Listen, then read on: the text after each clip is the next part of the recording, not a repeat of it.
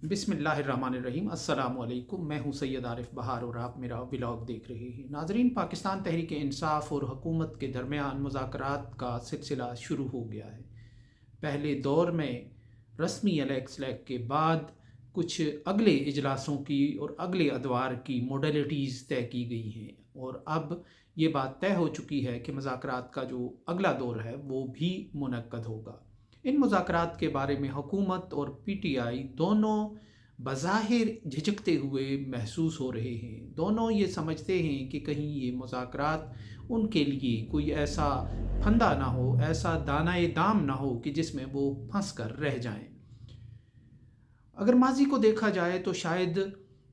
ये तअस्सुर किसी हद तक दुरुस्त भी है और बिल्कुल बेजा भी है। हुकूमत इस वक्त इस बुनियाद पर यकीन रखती है, इस बात पर यकीन रखती है कि अगर वो पीटीआई को स्पेस देगी तो उसका मतलब उसकी अपनी स्पेस कम होना है। राना सनाउल्लाह ये बात बरमला तस्लीम कर चुके हैं और कह चुके हैं कि अगर हम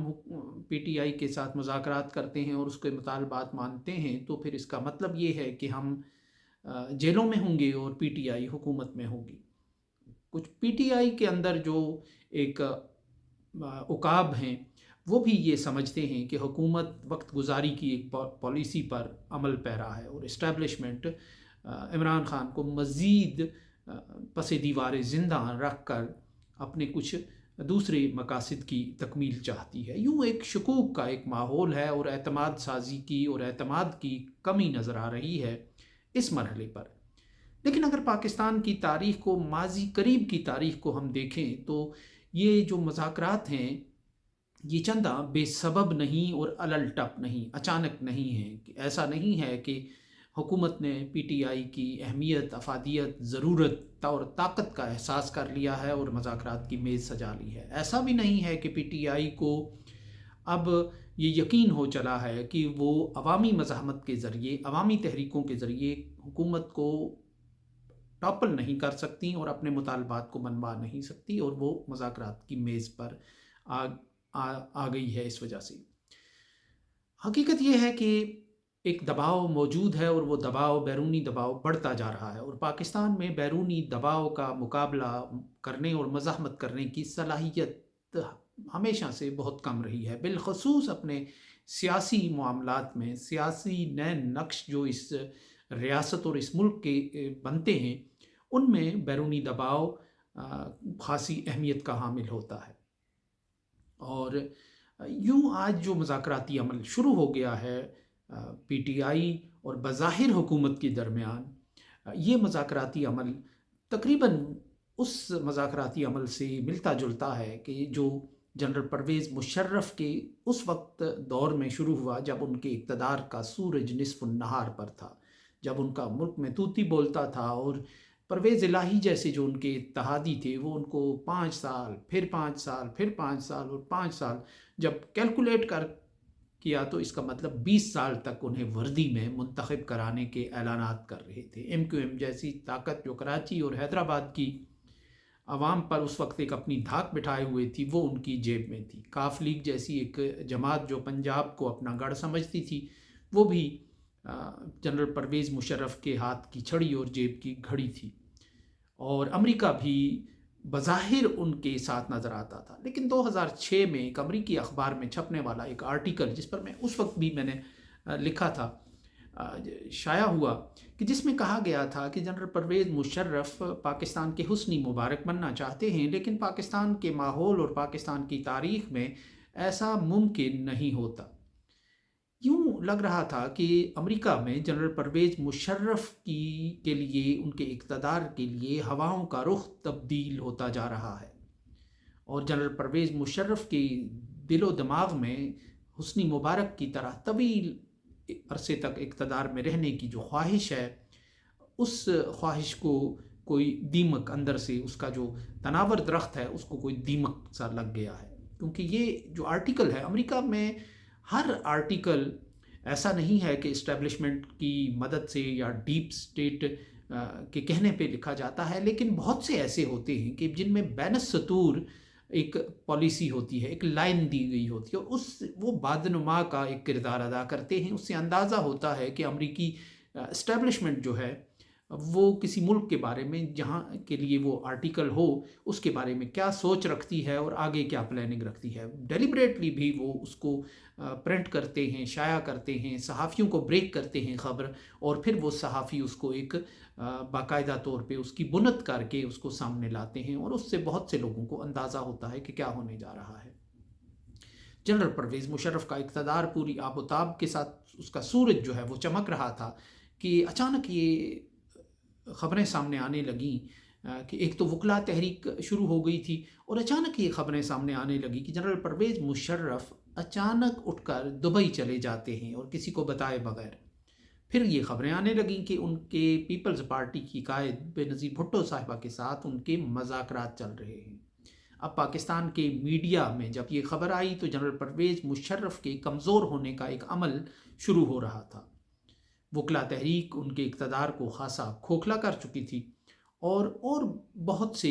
ایسے اشارے ملنا شروع ہو گئے تھے کہ امریکہ کے لیے اب ان کے لیے سب اچھا وہاں نہیں رہا۔ اور اس طرح جب پاکستان میں یہ پوچھا جاتا تھا میڈیا ہاؤسز میں، اسٹوڈیوز میں بیٹھ کے کاف لیگ سے کہ ایسے مذاکرات ہو سکتے ہیں، تو وہ کہتے تھے ایسے بالکل نہیں ہو سکتے مذاکرات، قطعاً نہیں ہو سکتے۔ جنرل پرویز مشرف کو کیا ضرورت ہے ان لوگوں کی جن کو وہ کل تک کرپٹ کہتے تھے، اب ان کے ساتھ اقتدار کرنے کی، ان کے ساتھ ان کو انارو دینے کی۔ اب ہم جب موجود ہیں میدان میں، ان کی سیاسی ضرورت پوری کر رہے ہیں، ان کا سیاسی چہرہ ہم ہیں، تو ایسا ہو نہیں سکتا۔ اور حکومت کی طرف سے بھی بالکل ایسے ہی بیانات آ رہے تھے۔ جو شیخ رشید ہیں، جو اس دور کے فیصل واوڈہ تھے، وہ بھی کہتے تھے کہ جنرل سید پرویز مشرف مدظل عالی حکومت کے ساتھ کوئی، پیپلز پارٹی کے ساتھ کوئی مذاکرات نہیں کر رہے، اور یہ چوروں کے ٹولے ہیں۔ اور خود جنرل پرویز مشرف کے لیے بھی یہ بڑی امبیرسنگ سچویشن تھی کہ جن لوگوں کو وہ کرپٹ کہتے تھے، بدعنوان کہتے تھے، شیم ڈیموکریسی اور ایسی ایسی اصطلاحات انہوں نے متعارف کرائی تھی پاکستانی سیاست میں، کہ اب دوبارہ، اور جن کو انہوں نے جلا وطن کر دیا تھا، یعنی جن کو اپنا اقتدار کو بچانے اور دوام بخشنے کے لیے انہوں نے جلا وطن کر دیا تھا، اب ان کے ساتھ ان کو مذاکرات کرنا پڑ رہے تھے۔ ظاہر ہے کہ وہ برضا و رغبت یہ کام نہیں کر رہے تھے، کوئی پیچھے ایسی بیٹھی ہوئی لابی ضرور موجود تھی جس نے جنرل پرویز مشرف کے دبدبے اور تنتنے کو تھوڑا کم کر کے انہیں بے نظیر بھٹو کے ساتھ مذاکرات کی میز پر بٹھا دیا تھا۔ اور یوں سمجھا جا رہا تھا کہ جنرل پرویز مشرف اور پیپلز پارٹی کے درمیان اقتدار کی بیل منڈے نہیں چڑھے گی مفاہمت کی۔ اس ماحول میں ایک بڑی دلچسپ شخصیت پیپلز پارٹی کے اس دور کے سیکرٹری جنرل جہانگیر بدر تھے، جو یہ کہتے ہوئے پائے جاتے تھے کہ ہمارے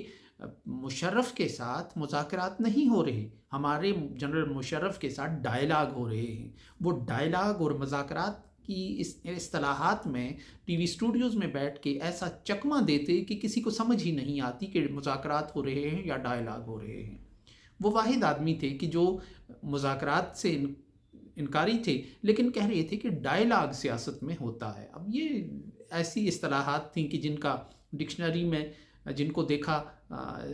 جا سکتا تھا کہ ان میں کتنا فرق ہے، لیکن بہرحال بالفاظ دیگر وہ یہ تسلیم کر رہے تھے، لیکن کاف لیگ یہ سننے اور سمجھنے کو تیار نہیں تھی، یہاں تک کہ دونوں کے درمیان ڈیل ہو گئی، اور یہ جو پیپلز پارٹی اور جنرل مشرف کے درمیان جو معاہدہ ہے وہ سامنے آ گیا۔ یہ جنرل پرویز مشرف کے اقتدار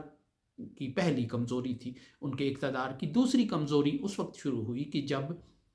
یو اے ای کے بعد جو U A E guarantor Peoples Party کا تھا، جب سعودی عرب نے کہا کہ اگر بے نظیر بھٹو واپس وطن جائیں گی اور سیاست میں حصہ لیں گی تو پھر ہم بھی نواز شریف کو مزید ان کی میزبانی نہیں کریں گے، پھر انہیں بھی جانا ہوگا اور اپنا ایک رول پلے کرنا ہوگا۔ یوں ایک یہ باہر کے ملکوں کے درمیان ایک کشمکش کی سی ایک کیفیت تھی، اور جنرل پرویز مشرف پہلے ہی بے نظیر بھٹو کے سیاست میں واپس آنے اور ملک میں واپس آنے کے متحمل نہیں ہو سکتے تھے کہ اوپر سے نواز شریف کا معاملہ بھی سامنے آ گیا، اور یوں یہ جنرل پرویز مشرف کے اقتدار کی مسلسل کمزوری کا ایک عمل شروع ہو گیا، اور پاکستان کا جو منظرنامہ ہے وہ تیزی سے تبدیل ہو گیا۔ آج پاکستان میں بظاہر موجودہ حکومت ایک صفے کی حامل ہے، اور اسٹیبلشمنٹ کی اس کو پوری حمایت حاصل ہے، اور اس کو کوئی چیلنج بھی درپیش نہیں ہے۔ پی ٹی آئی کے لیڈر جو ہیں وہ جیل میں ہیں، پی ٹی آئی کا انہوں نے دبا دیا ہے طاقت سے اور ہر قانون سازی سے اور عدلیہ کے استعمال سے، لیکن اس کے باوجود مذاکرات کا ایک عمل شروع ہو گیا ہے، اور اس کا مطلب یہ ہے کہ جو مذاکرات کے بظاہر فریق ہیں یہ صرف انہی تک محدود نہیں ہے، بلکہ اس کے ڈانڈے اور بہت دور تک ملتے ہیں، اور یہ مذاکرات وقت گزاری نہیں بلکہ یہ مذاکرات ایک مسلسل عمل اور اس کے بعد اس کے نتیجے تک پہنچیں گے۔ سو اس کے ساتھ ہی اجازت دیجیے، اللہ نگہبان۔